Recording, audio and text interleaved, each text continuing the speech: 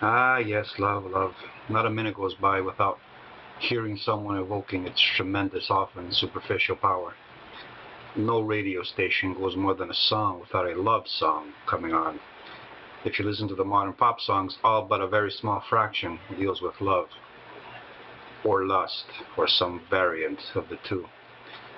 No modern movie is complete without a love triangle as its heartwarming, all-exclusive theme. I'll attempt to offer my position on love, and every other emotion for that matter, in this video. No doubt it will not be romantic in the conventional sense, but it will be honest and far more rational than the way the word is used by most these days. It's used as a charm against evil spirits, a prayer that can heal and cast away bad omens, a magical, mystical evocation accessible to all, a horse call offering love with no strings attached, that fabled, selfless love we all crave as divine grace, as a mother's touch. Emotion is the first evolutionary step from consciousness towards self-consciousness. It is a nexus, a connecting point between the body and the emerging conscious mind, setting up the mind-body dichotomy some use to fabricate all sorts of fantastic, comforting ideas. Emotion is the body and all the organs communicating with the nervous system. When the brain evolved as a central hub for the nervous system, emotion, it became this automatic response offering the advantage of efficiency. An automated, fast, visceral reaction making the fight-flight survival strategy effective. Later, having developed different reproductive methods, such as heterosexuality and then social cooperative unities, emotion evolved the numbing ability to deal with the pre-existing fight-flight mechanisms, as well as a variety of socially focused issues. It also took imprinting and raised it to the level of bonding. No thinking required. It was emotion's primal connection to both mind and body that made it effective in both areas and simultaneously connecting the lower instincts and organic effects with the higher cognitive functions.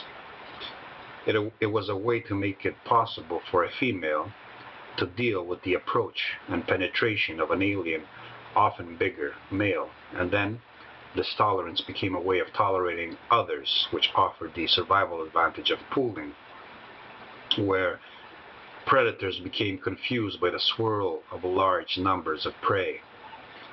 In time, the survival tactic became so successful that larger gestation periods could evolve.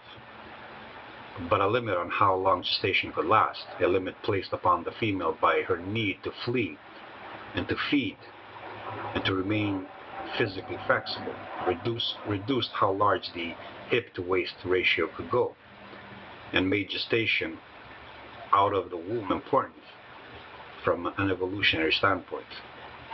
It became important to develop larger brains.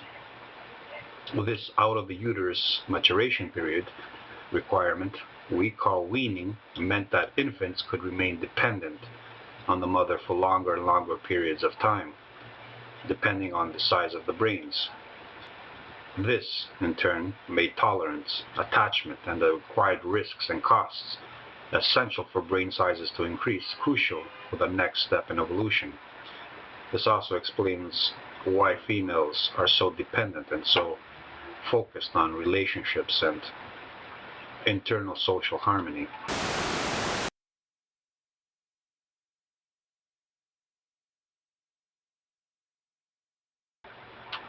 Lust begins as this hormonally induced madness we call rut or heat when referring to the feminine version. The mind goes mad with the chemical effect. The male goes through a period of acting in ways it would not normally act. The genes impose their will and the brain need not be aware. It simply reacts to the inebriation, the testosterone-driven craze. For the female, the hormones are meant to numb her anxieties, to make the need more powerful than the fear. Just as her body's autoimmune system must be tricked to accept the sperm long enough for fertilization to occur, her brain must be placed in a state of total acceptance, total submission, to make the approach and the penetration possible. We all speak of the blindness and madness of love, because when we speak of love, we mean lust, its underlying primal force. But there is also another kind of love, the more rational and calm, the parental or friendship-producing kind we call agape, to differentiate it from the erotic. With agape, the brain need not be totally inebriated.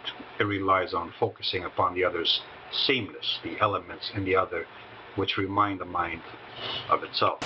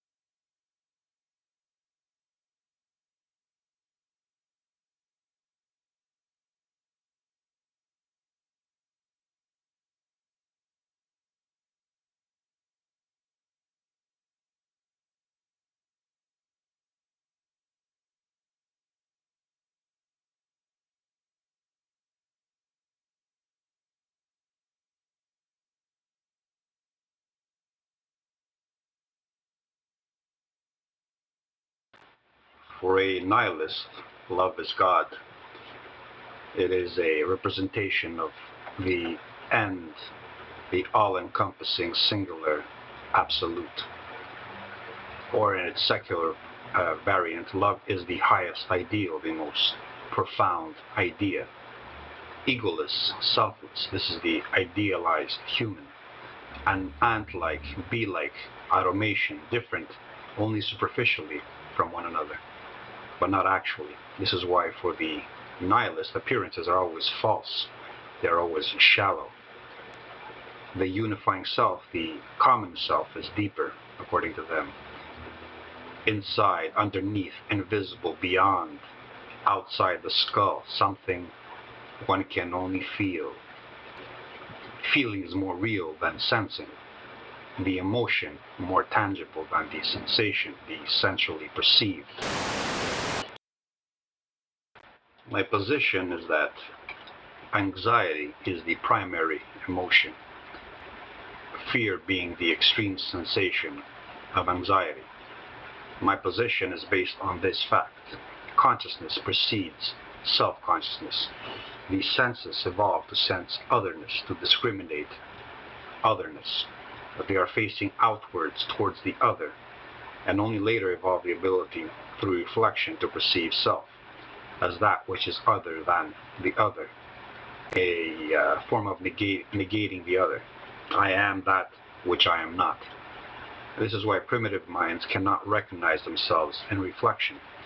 For them, the senses always discover otherness, the alien, and the self is what perceives and need not be perceived.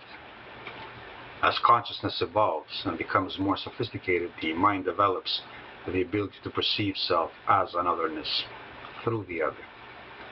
It recognizes self in the reflection, in the other's reaction. This requires self-knowledge. For this reason, the mind first engages reality as an otherness, an unknown alien otherness. Its first emotional reaction, when it develops this automatic response mechanism, is anxiety and fear, preparing it to fight or to flee, and later to discern, to discriminate between the harmless and the harmful, the potentially benign and the potentially dangerous, the edible and the inedible, the friend from the foe. It does this through habituation, experience, reaffirmation, through consistent contact, resulting in a recognition of a pattern, patterns of similarity and divergence. This is only possible after a divergence, a separation, has already occurred.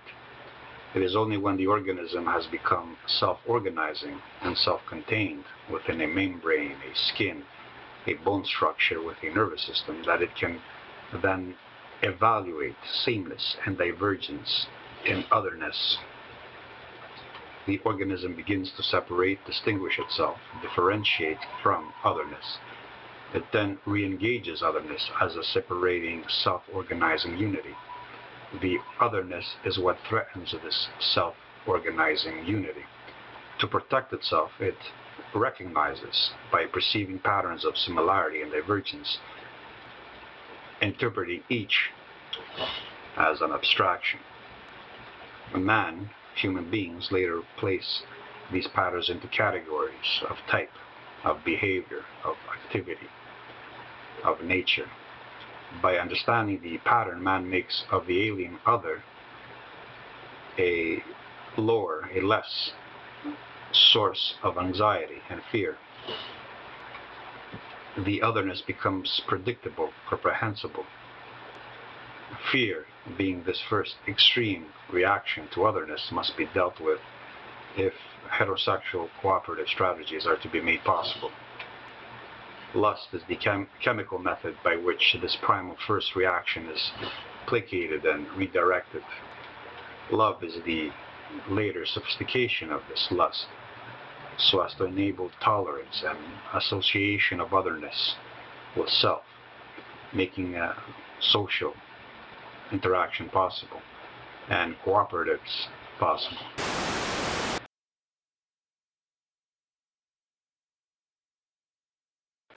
The weaker mind relates to the stronger mind with the element of eroticism. It submits to something it considers threatening and dangerous to it, because the superior mind is mysterious, mystical, incomprehensible. It gives itself to it because it hopes it can find there something superior than itself to belong to identify with. Amongst equals, agape is the bonding mechanism. Here the relationship is one based on a rational, empirical evaluation of the otherness as a sameness with self. This requires a high level of self-awareness, but also a high level of discrimination, as in discriminating tastes, discriminating perceptions. The more sophisticated mind must not only know itself deeply, but also be able to discern, to discriminate between the multiplicity of otherness in order to recognize another which is more similar to itself. It rejects what is different or what it does not wish to identify with. It accepts and attaches itself to what is the most like it and what it hopes to become, its own conception of its own ideal self. This higher form of love is what results in mimetic congruence. Love is a term referring to a communal bond the individual worships and mystifies so as to purify it of its selfish and egotistical motives, in this way making it stronger. It is a way of ensuring that the other will be positively inclined towards the individual, increasing survivability. To deify this self-serving emotion is to place it on a pedestal, trying to ensure that nothing real, nothing worldly will blemish its idealized perfection. Women and children are attracted to the idea of universal, indiscriminate love because in its imagined state they are always included and always protected. By deifying love, making it into something holy, stripping it of its real-world components, detaching it from reality and idealizing it, individuals set themselves up for failure, for disillusionment and despair. Sometimes they blame themselves for failing to live up to such an unambiguous, idealized perfection. But most of the time they blame others, they blame the world for not living up to a standard they cannot fully comprehend themselves, nor define, but they can only feel it. But by feeling it and not having it returned, they become victims of their own mental deficiencies and naive projections. And as victims, they find comfort in the idea. The constant repetition of the term love has made it irrelevant. Those who use it casually are the ones who do not understand it the most. They are the ones who have mystified it, reducing it to nothing more than an empty word. You can rest assured that those people who use terms like friend or love or trust repeatedly are the ones least able to display these concepts with any depth. Their love, their trust, their friendship is the most shallow and the most easily forgotten.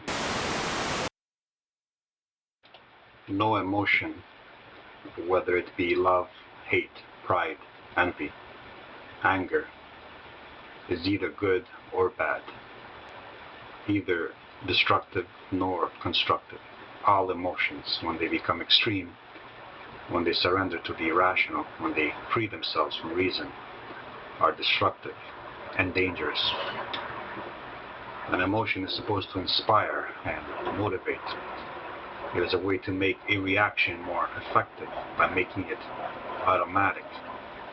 Left uncontrolled by reason, emotion can only result in negative repercussions. An emotion can lead to the creation of beauty, of the sublime, only when it is harnessed to the will with reason. Only when it is directed consciously can it become constructive and create what is enduring and what stands the test of time. In other words, what is of quality. The concept of love has also been hijacked by the nihilists, the modern secular humanist nihilists. The word is now part of their arsenal of negation. If you do not ascribe to their spiritual, mystical conception of love, their all-inclusive Coors love, then you immediately become part of the haters. It's the case with spirituality in general. For Christians, a variant of the same nihilistic family, for Christians, spirituality must go through Jesus. Otherwise, it is blasphemy, it is satanic. To worship nature is demonic. To worship another deity is a sin. The only worship which is good, which is loving, which offers salvation, that is, an escape from the world, is the worship of the singularity, the monotheistic tyranny of their King of Kings, their leader of victimhood. For the modern nihilist, all must provide an escape out of reality. Therefore, love must become this self-negating immersion in otherness, in the unity of the presumed absolute. Anything to escape the responsibility, the experience of selfness as need suffering. Anything to avoid integrity, self-responsibility. Value for them is measured by how much relief from reality a concept offers.